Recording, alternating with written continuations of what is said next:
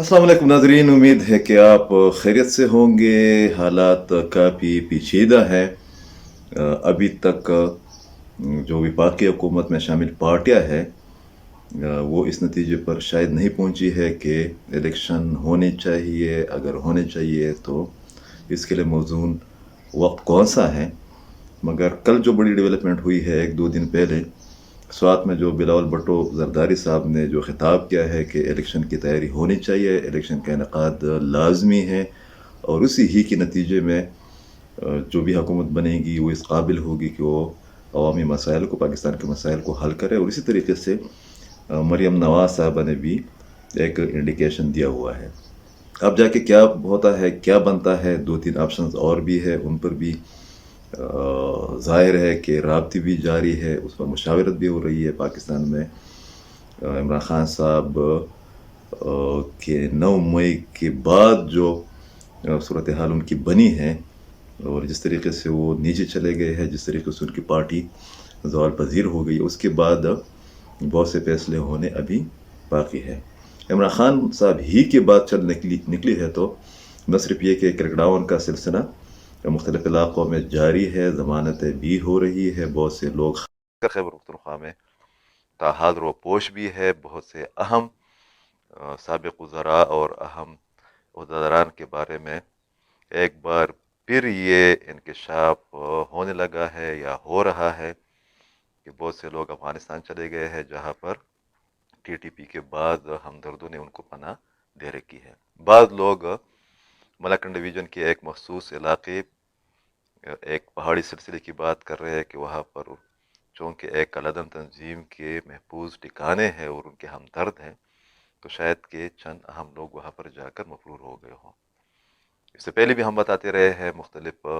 Articles में भी, इस सेशन में भी, कि तहरीक इंसाफ और तहरीक तालिबान पाकिस्तान के दरमियान कहीं न कहीं पर कोई राब्ता कारी और हमदर्दी है। ये एक अलग अलग बहस है कि वो किस लेवल की है और उसका बैकग्राउंड क्या है। जब हम इमरान खान साहब की के ज़वाल की बात करते हैं तो उसमें एक बहुत बड़ी पेशरफ्त जिसके मुस्तकबिल में शायद कि इमरान खान साहब की तवक्को से भी बढ़कर या हमारे खदशात से भी बढ़कर नताइज सामने आ जाए, वो उनके साबिक़ पर्सनल सेक्रेटरी और बहुत अहम ब्यूरोक्रेट, बहुत ताकतवर ब्यूरोक्रेट आज़म खान साहब की गुमशुदगी है। 2 दिन पहले उनके भतीजे ने थाना कोसार में गालिबन एक शिकायत दर्ज कराई कि आज़म खान साहब घर से निकले थे शाम को या रात को, उसके बाद वो बकौल उनके वो वापस नहीं आए हैं। इस विला की रिकॉर्डिंग तक वो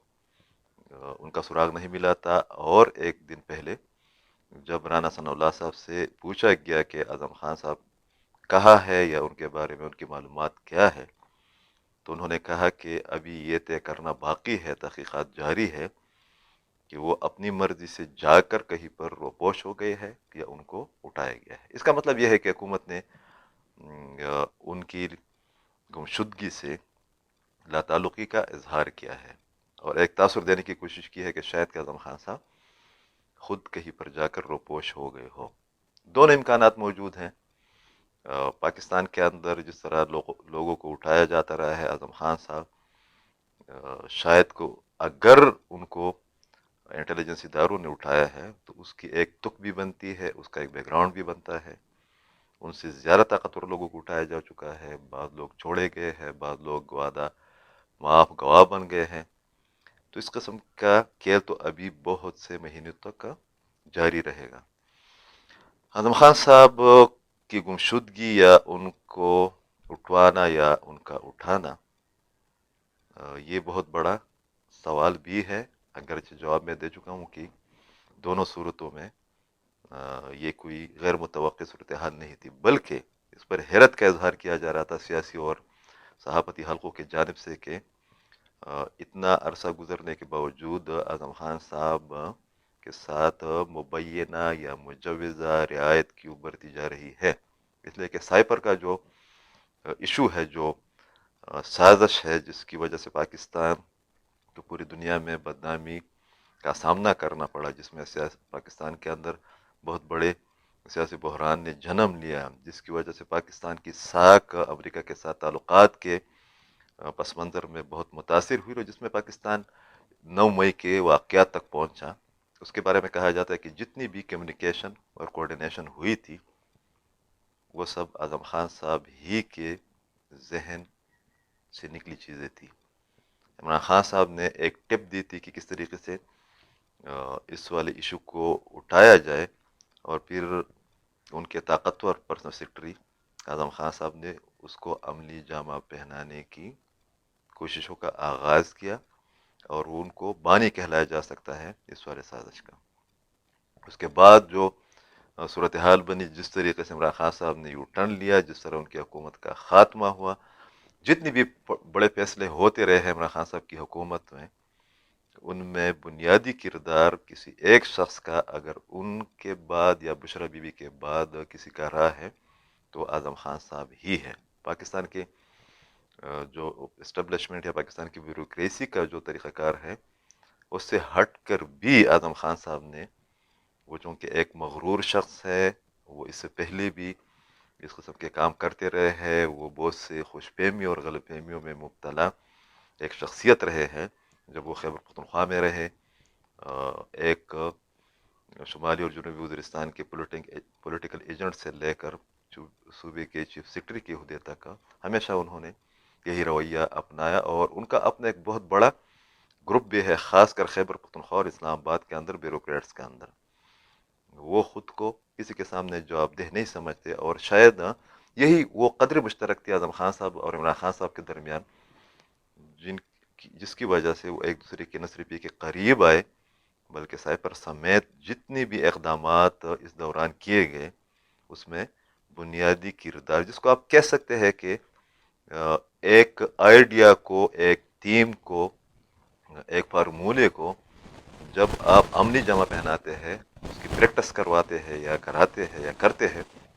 تو یہ تمام ذمہ داریاں اعظم خان صاحب ہی کے حصے میں آئی تھی. جس طریقے سے وہ جہانگیر ترین سے لے کر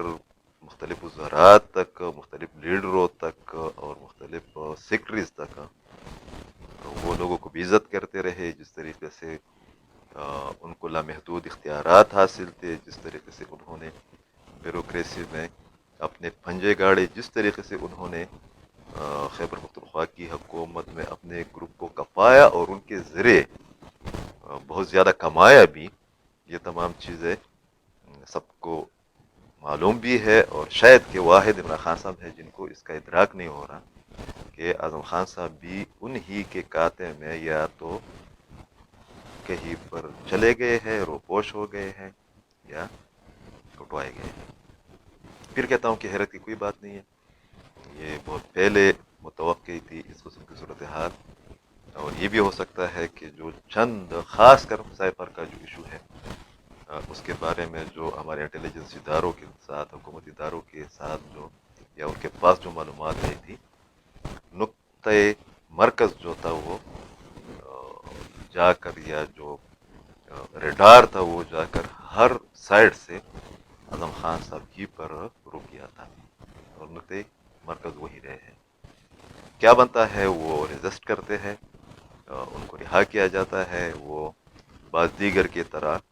یا عمران خان صاحب کے خلاف وہ آدماب گواہ بنتے ہیں، یا اس کے علاوہ وہ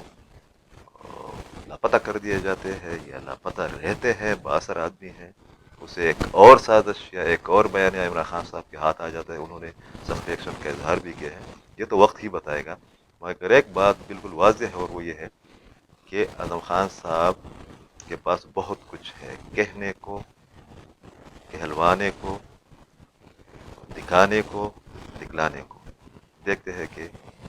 اس والی کہانی کا انجام کیا ہوتا ہے. بہت شکریہ.